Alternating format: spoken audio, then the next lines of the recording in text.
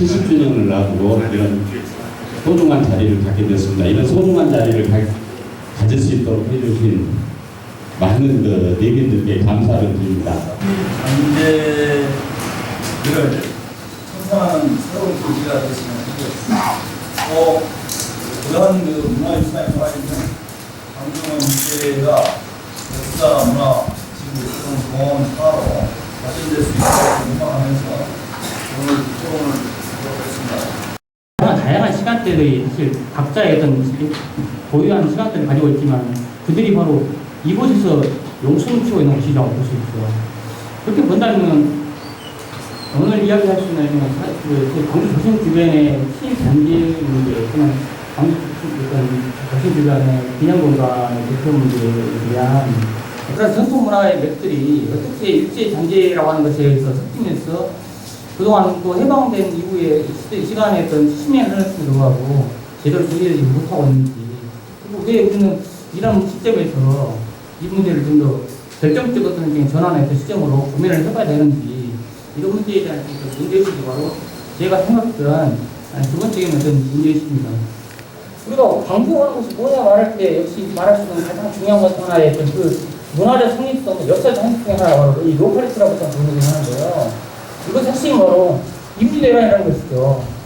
소위 말하는 국가를 지키고 수호하는 그런 어떤 하나의 그 지역으로서의 어떤 지역 자체가 하나의 국가를 수호하는 하나의 어떤 뛰어난 어떤 무기가 되고 수단이 되었던 그것이 바로 있었고 그런 경우가 둥그랬잖아요. 근데 호남은 그게 존재했던 것이죠. 지식을 끌어가서 소위 한국을 살리고 세계를 살리는 하나의 지식의 중심지로 우뚝 서는 것 이게 바로 제가 생각하는 두 번째 맥입니다.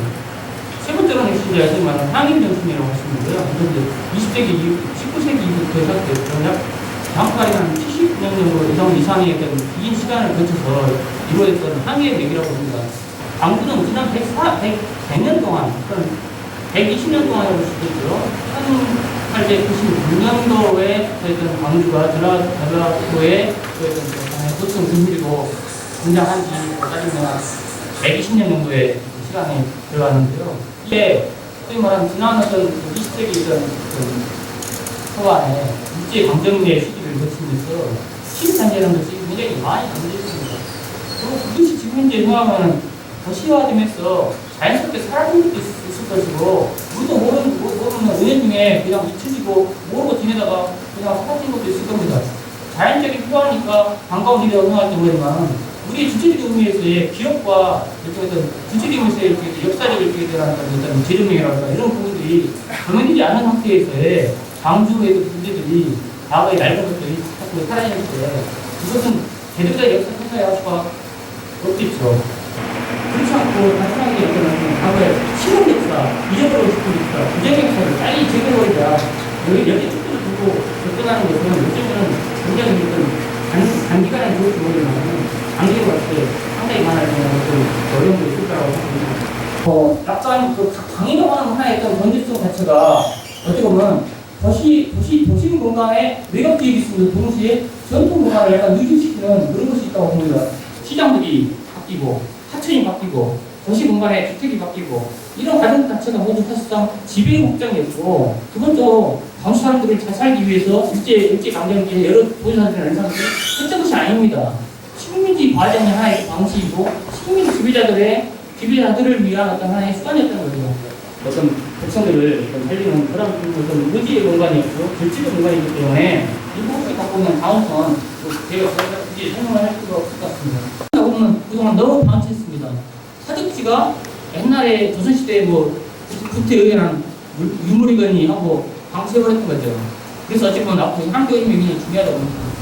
역사를 더 회복하기 위해서는 수많은 어떤 역사, 과거에 가는 문을 열어야만이 미래로 가는 문을 열 수 있기 때문에 저는 생각합니다. 이곳에 자랑스러운 어떤 인물도 있습니다. 그러나 이분들이 언제 만들었는지를 우리는 제대로 파악하지 않았습니다. 제가 조사해봤습니다. 조원수 권율 장군이 바로 우리 사직국의 제일 앞에 당당했습니다. 이 권율 장군의 비석이 도대체 어디서 얻었는지 사람들이 관심이 없습니다. 제가 조사해봤습니다. 1902년도 만들어졌습니다. 왜? 그러니까 그동안 몇백 년 동안 권율 장군과 이순신 장군에 대한 감사하는 말을 말했지만 제대로 된 비전을 얻었다는 얘기입니다. 그러다가 일제 침략이 오니까 이 시기에 거들장군의 13대선인가 몇 대선이 오니까 그걸 기념해서 잠깐 이벤트로 만든 것이 거들장군 창의입니다. 대한민국의 친일 잔재가 있고 일제 강점기의 친일 잔재가 있는데 우리가 친일 잔재가 도대체 어떻게 풀는지 정책으로 파악이 안 되어 있습니다. 예를 들어서 친일파 인명사진을 만들어보면 민족문제연구소가 그걸 예를 쓰고 있지만 사실상 많은 경우 그 친일파들의 태어난 고향, 아니면 태어난 시기 자체를 파악하고 못하고 있는 것뿐만 아니라 많은 경우 민족문제 연구소 말해도 사실은 제대로 소위 말하는 진료되지 못합니다. 그렇다면 이 내에서 친일 행동을 했던 사람이 있느냐? 있습니다. 조한말 광주 목사 출신의 광주 군수를 지낸 사람 중에 대표적인 사람으로 흉원이라는 사람이 있는 사람입니다. 1908년부터 12년 사이, 5년부터 12년 사이에 7년 동안 군수를 했고 했던 사람입니다. 당연히 일제 있을 때 총독부로부터 훈장받았던 사람입니다. 그러나 아무도 모릅니다. 그 사람 광주공항은 비군에 있습니다. 뉴스가 돼도 그렇지만은 사실은 우리가 경각심 갖지 않으면은 그런 상황들이 자꾸 유명한 한 사람 이근호 이급되게 형 이근호가 중요한 게 아닙니다. 대한민국 말렙에 적극적으로 침입했던 중에는 관찰사뿐만 아니라 또 일제 강점기에 뭡니까 어디서 있던 중에 그런 분들을 또 제가 진행을 해놨습니다. 그리고 또 하나 있습니다. 일제 강점기에 도시사를 했거나 그래서 총독부 주권이죠. 대한민국 중처가 총독부가 아니면 어쨌든 간에 총독부 중처에 있으면 사실상 거의 자기를 받는 사람과 거의 동일한 수준이라고 보시는데요. 이런 아주 대표적인 친일파들이 굉장히 많습니다. 그런데 보면은 그 사람이 어디서 태어난지를 모르기 때문에 대충 얼굴 풀어가지고 확인 안 되고 성만 이름만 알아요. 소수도 몰라요. 그 사람 집도 어딘지 몰라요. 이렇게 되고 있는 상황들이 너무 많습니다. 심각하게 이거 고민해가지고 광주 지역사를 새로 써야 됩니다. 경찰, 일치시대 때 말하는 그 어떤 친일파의 개념이 많죠. 국장이나 어떤 적극적인 친일을 했던 사람들, 물론 이건 관료들 많지만 가장 중요한 것은 악질적인 형태에서 말하는 독립군의 의자부터 공무원을 따져봤던 사람들, 또는 일본 아주 말단 수사지만 아주 악질적인 경찰들, 이런 사람들에 대해서 명단도 제대로 나오지 않겠습니다. 이 문제 어떻게 해야 됩니까? 이 문제는 사실 제가 여러분한테 묻고 싶습니다. 제가 답을 제시하고 싶지는 않습니다. 바로 이런 문제. 그리고 또한 일제 강점기 때는 해방됐습니다. 해방공화에서 도대체 문수, 본사, 또는 해방공화에서 항공부에서 활동했던 사람들, 또는 미국, 일본이나 이런 데서 일본 관원으로 활동해가지고 해외에서 만주씩 활동했던 그런 관원들에 대한 행정조사가 제대로 안 되어 있습니다. 그러면 우리가 흔히 말하는 광주 정신과 호남 정신의 실체가 우리가 저항과 투쟁, 그다음 불의의 시대, 또 이민족 지배의 시대, 독재의 시대에 저항과 투쟁을 통해서 우리가 민주, 인권, 평화를 달성했다면 그것이 정말 광주를 대변하고 호남의 수구로서 역사 정신인가, 그리고 그 실체는 역사적 의미에서 어떻게 접근할 것인가, 이 문제부터 말씀드리고자 합니다. 광주가 역사의 전면에 등장한 것은 서기 500년 무렵입니다. 그때 이제 우리 광주는 어디가 중심이었냐면 지금 신창동, 하남동, 요 극락강 유역에서 장성 남면을 거쳐서 담양 수구까지 극락강이 중심이었습니다. 그때 광주 시내는 늪지였습니다. 그리고 통일 이후에 신라가 등장해서 우리가 오늘 뭐냐는 광주 읍성이 12km로 만들어집니다. 토성이었습니다. 공간 틀 내에서 자주적 근대 역량의 대항도고 싹텄지만 그건 붕괴되고 외세 침탈에 의해서 일제 강점기 식민지 구조로 갑니다. 그래서 이제는 그런 동양의 평화가 무너지고, 그다음 우리가 광주가 강조했던 소통과 균형의 기능이 무너집니다. 그때 우리는 가범 전쟁을 거치고 의병강정을 거쳤습니다. 실패하고 식민지의 길로 갔고 좌절과 분노 길로 가게 됐죠. 그때 사직동은 뭐랬는가? 저항의 산실이었죠. 양반 유생은 학문을 이제는 책을 놔두고 저항운동에 그야말로 성공해서 광주와 호남과 더불어서 민족항쟁의 구심점이 됐죠. 투쟁과 무력항쟁의 길, 그리고 그와 더불어서 민족의 운명을 한번 새롭게 바꿔보는 길이 사직동이었죠. 그 흔적들이 곳곳에 남아 있습니다. 양림동도 그런 길을 걸어왔습니다. 대신에 양림동은 총과 칼 대신에 교육, 계몽, 그 다음에 의료시설, 그리고 종교운동, 이러한 길을 갔던 것이죠. 그리고 그를 통해서 근대적인 국가, 그 다음에 힘을 기르는 실력 양성, 이러한 길을 갔습니다. 사실 호남의 역할 중에서 양림동 길을 무시할 수 없고 그 역할을 인정하지 않을 수 없습니다. 그러나 그것만 있었던 건 결코 아닙니다. 그때 사직동에 길이 있었고 양림동에 길이 있었고 그 외에 농민운동과 노동운동, 지하운동에 길이 있었고 또한 수많은 호남의 젊은 선각자들, 지식인들 그리고 불의에 타협하는 사람들은 외국으로 건너가서 또 다른 무장투쟁과 또 다른 항일운동을 했던 것이죠. 이 네 개의 길이 호남이 엉키고 설켜 있습니다. 그리고 우리는 해방 이후에 또 다른 아픔과 고통을 겪게 되고 그 과정에서 4.19와 5.18을 겪으면서 오늘 우리의 길을 잃었다고 생각합니다.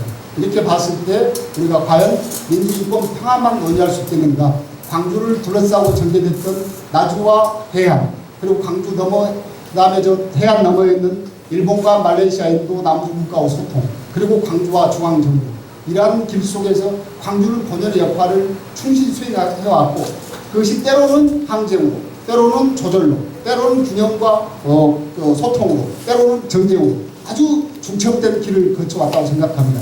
해방 공간에서 우리 친일 세력들이 다시 국가를, 이 사회를 접수하면서 사실 친일 문제를 연구하는 것 자체도 사실 쉽지 않았고, 민족문제연구소 이휘와 박사 같은 경우는 정권의 숱한 이런 그 탄압과 그 불편함을 감수하면서 평생 연구를 하시다가 김대중 정권, 노무현 정권이 들어와서 드디어 반민족 행위자, 친일 그 명단 임명사전이 나오게 됩니다.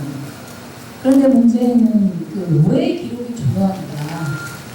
우리가 너무 잘 알지만 프랑스가 나치에 부역한 사람들 끝까지 추적하고 지금까지도 나치 부역자들을 추적하고 있습니다.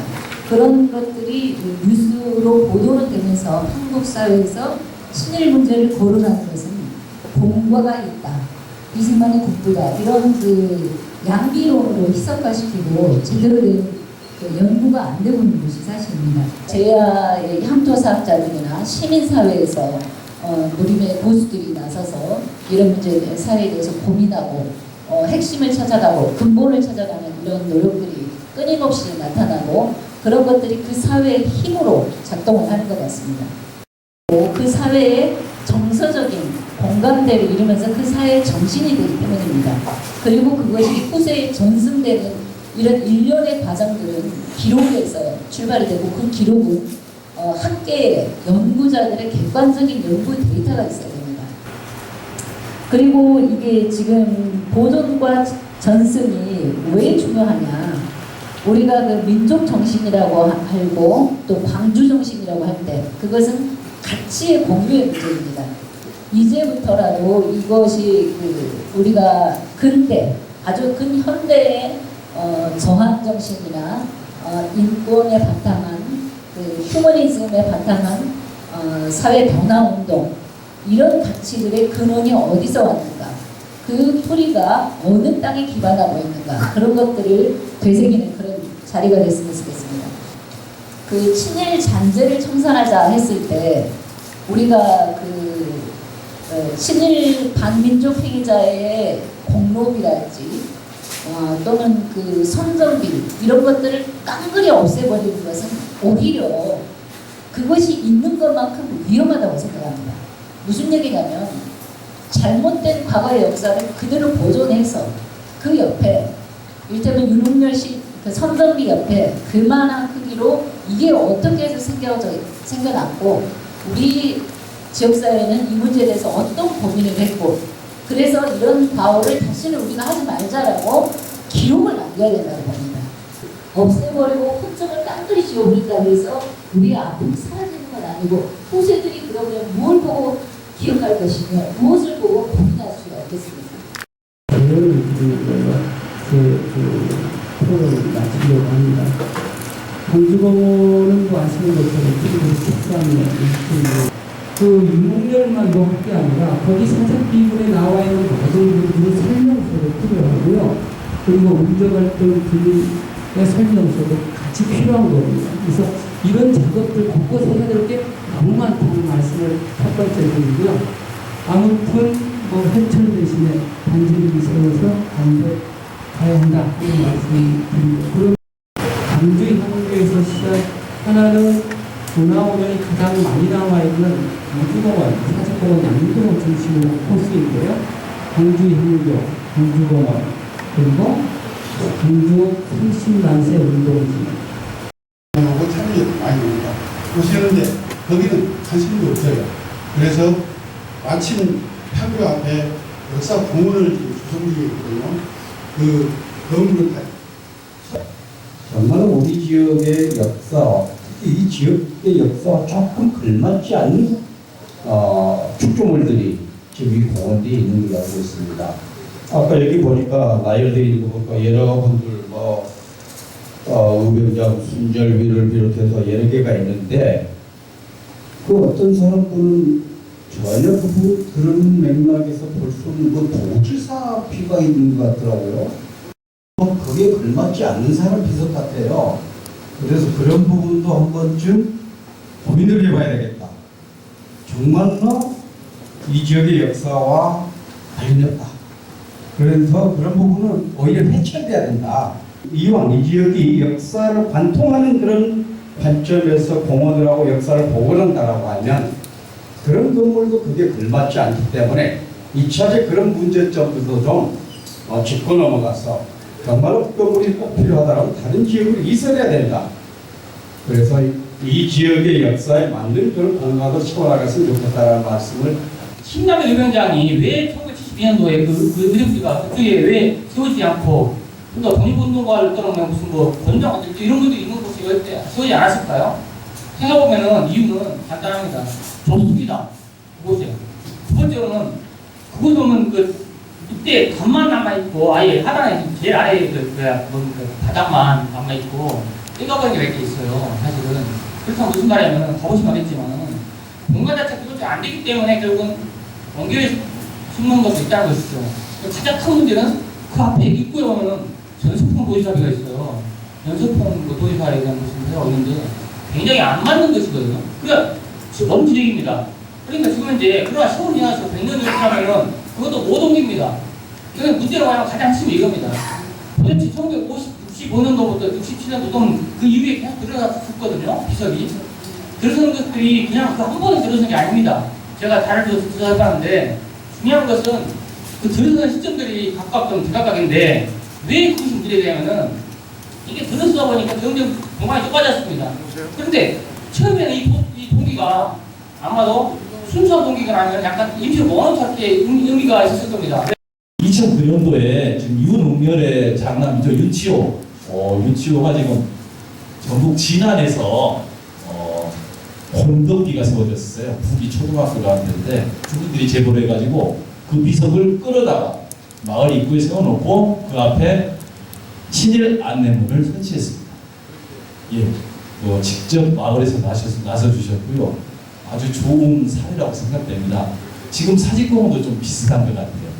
진안의 북이 초등학교는 뒷담벽에 가로수 옆에 있었어요. 그래서 좀 현실 사정상 좀 안 좋은 곳에 있었는데 그걸 끄집어내서 단죄리 친일 안내문을 설치해서 많은 사람들이 볼 수 있게끔 했습니다. 구체적으로 여기에 있는 역사, 문화, 규적을 어떤 개성하는 일을 그다지 뭐라고 하는가 파괴라기보다는 규적을 지워주는 상태로는 그 안내 같은 걸 통해서 혹은 재배치를 통해서 시민들이 더 잘할 수 있도록 하는 그런 노력을 좀 해나가는 게 필요하다.